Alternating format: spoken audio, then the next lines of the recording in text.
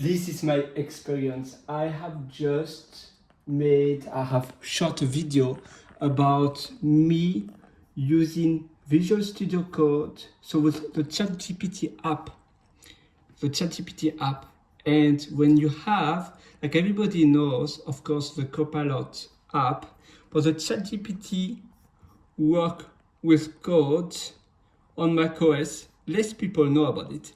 And actually it can not only read codes from your Visual Studio Code, like similar to Claude Anthropic app code, so Claude Code Anthropic. Well, with ChatGPT, it can also read your code, but also write down your code into your project. And that's just fascinating because easily you can just plug a project here. You can add a project with the app you want. In my case, Visual Studio Code.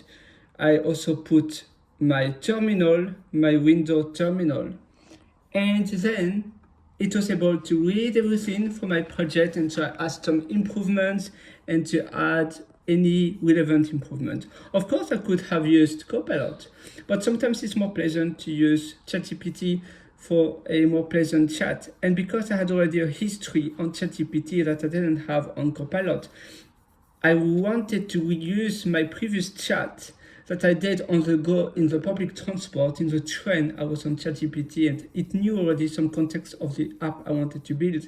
And so I reused an existing project. That's an MCP server, an existing project. I plugged it into my chat, like my ChatGPT app, and it could understand everything. And that's just fascinating. And so it could write down the code for me. I was just a little bit scared for 1 second because I thought it wasn't recording. You know, sometimes you make a video and it's not recording. And actually, this tutorial, I just shot it now. I mean, I recorded everything, so it will be available on my YouTube channel. So stay tuned because everything will be available on YouTube, basically.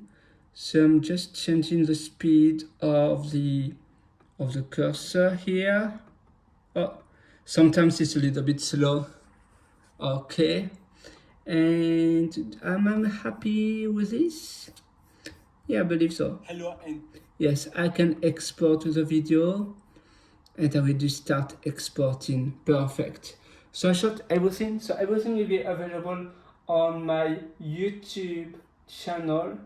So if you are interested to watch this, well, you can watch that one on github.com/ph-7, and that will be the URL. You will have to go and, oh sorry, that's my GitHub. So my YouTube channel where I will post the video that now is about to be, yeah, it's a bit slow, it's still 0%, but don't worry, it will be exported. Sometimes it takes 1 hour. This app is built with Electron.js, and indeed Electron.js is not the best, more appropriate app. I'm making a video actually about an app built in Tori. Tori is a competitor of Electron.js. And why Electron.js is not the best for a video editing app is because video is really heavy and it takes a lot of, GPU and memory and processor, and video is really heavy files, and so that's why Electron.js is not the most appropriate tool to use for a screencast recording. For instance, Tori, if you used Rust, because Rust programming language is very efficient, very fast, it's more appropriate. Anyway, that will be it will be for another video, for some other time. But the video I have just done will be published here on my YouTube channel. So it will be available there, and I will share absolutely everything. Also, maybe something I wanted to share is Well, Railway is also a really nice web hosting platform. So Railway, if you are looking for a cloud platform, okay, I use AWS, I use EC2, and sometimes when I don't use Docker, I use ECS for just a Node.js server, ECS, and then EC2 when I have my Docker image and I can ship it like that. But that's on AWS. But otherwise, like I have a Golang API, and for that I use Railway. Railway is also super good, very cheap, very efficient. Highly recommend it. I have been using it for quite a while, and it's only $5 a month with a hobby plan. And yeah, it has been so far I didn't have any issues, and I have been using it for over a year now. Yeah, for quite some time. Also, I recently noticed, I think I knew it in the past, but I thought it wasn't possible anymore. If you are annoyed by ads on YouTube, you can use Brave, and Brave blocks the ads on YouTube. And I have been using Brave since 2015, 2016 for a really long time, since the beginning of Brave and Brave browser, and it blocks all of the ads on YouTube.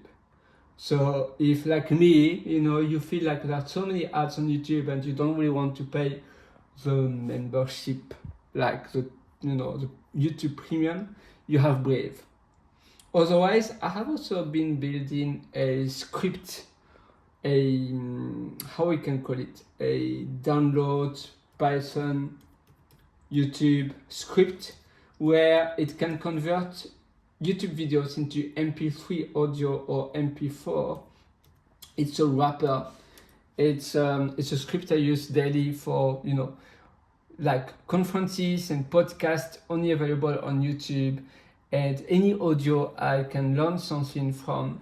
And I feel it's really useful, really handy, and so I use that script. Download simply video from YouTube. If you're interested to, it's just that's the name of the project. And yeah, feel free to let me know in comments what you think about it. So it can download entire channels and entire playlists, and you don't have to log into YouTube whatsoever. It's it's very powerful. I recently added another feature to download in concurrency, so simultaneously it can download multiple videos or multiple audios. By default it will be MP4, but you can mention MP3 during the prompt. Very very simply. And did I have something else? No, I'm just very excited. Oh, you see now it's 3%. Lovely. So don't worry, soon it will be available for you on YouTube. And yeah, mostly like I was super excited to share with you the new way you can interact with anything, basically with ChatGPT on the app. And I feel like it's very it's pretty awesome, especially when you have history on ChatGPT, when you have already like something you have been working on and you want to now plug it to your code base with VS Code, for instance, or to your terminal. You can do it so simply. I know Cloud app, desktop app, does something very close, but I still really believe this is like the best way. And that's why MCP servers do so much. Before with OpenAI, they used to call it function. How they used to call it? Function. I have to function something. So, and then Anthropic Cloud, they came up with MCP and a proper protocol. VS functions. yeah, it was something like, I forgot the name. Function calling, yeah, function calling. So MCP, Model Context Protocol, and we have the function calling, and that's the other name. And you also have the MCP website where you can learn more about it. It's the context proto MCP, if I type MCP's website, a really cool resource if you want to learn more about it. But the function calling, basically now it's everybody use MCP. So it's this. That's a website. Model Context Protocol.io. And you can learn a lot there. So I suggest you to have a look there, have a read, and you will see, you will learn quite a lot. Alright, so I hope this video was helpful. I hope you liked it. You see, like, everything we can do, it's just amazing. Like, only your imagination is the limit. You can, like, first on ChatGPT, I thought it could only read my code, and so I asked a zip archive, like a file, to download the code base. You see here, and it was empty. The zip, I couldn't unzip it. It was just empty, and yeah, see there, it didn't work. So I thought, oh, this is strange. I cannot open the zip archive, like it doesn't work. And then I asked, oh, but can you apply the code into my code base? And so I started to apply all of the changes into my code base, very simply. And yeah, because before, that was a history of the prompt. Here we are.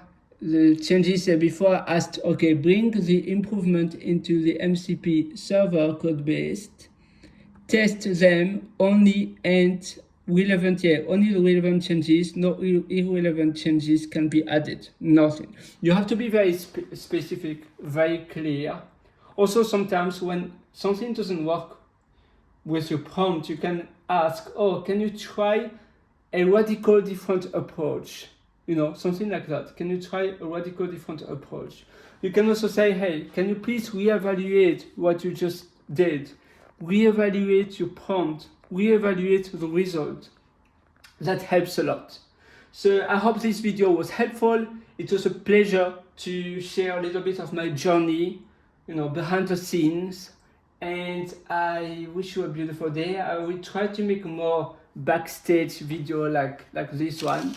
And yeah, have a happy AI learning day journey.